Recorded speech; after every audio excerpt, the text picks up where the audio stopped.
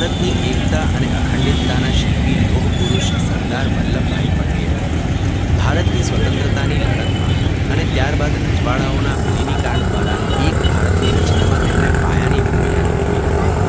તેમની અડગતા, દૃઢ નિર્ણય ક્ષમતા, વહીવટી કુનેહ, સત્ય માટે જીવન ખપાવી દેવાનો ખુમાર અને રાષ્ટ્ર નિર્માણ માટે તેમણે આપેલી યોગદાન પ્રેરણાનો અકૂટ સ્ત્રોત બની રહ્યો છે.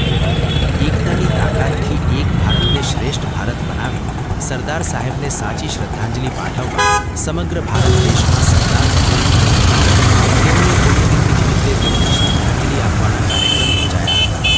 પરંતુ પાટણમાં સરદાર સાહેબની પુણ્યતિથિ ભૂલાતા રાજકીય આગેવાનો દ્વારા તેમને શ્રદ્ધાસુમન પાઠવવામાં આવ્યા ન હોવાનું જાણવા મળ્યું હતું.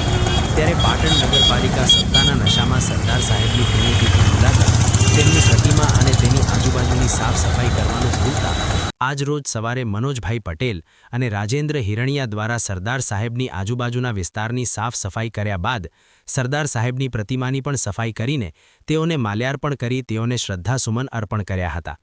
આમ પાટણ નગરપાલિકાના સત્તાધીશો સત્તાના નશામાં લોખંડી પુરુષના નિર્વાણ દિનને ભૂલાતા તેઓની સ્વચ્છતા ન કરતા મનોજભાઈ પટેલે દુઃખ વ્યક્ત કરીને જાતે જ સફાઈ કરવાની ફરજ પડી હતી અને ત્યારબાદ તેઓને ફૂલહાર કરી તેઓના નિર્વાણ દિનની તેઓને સાચા અર્થમાં શ્રદ્ધાસુમન અર્પણ કરી ભારતને શ્રેષ્ઠ ભારત બનાવવા અને સરદાર સાહેબને સાચી શ્રદ્ધાંજલિ પાઠવી હતી.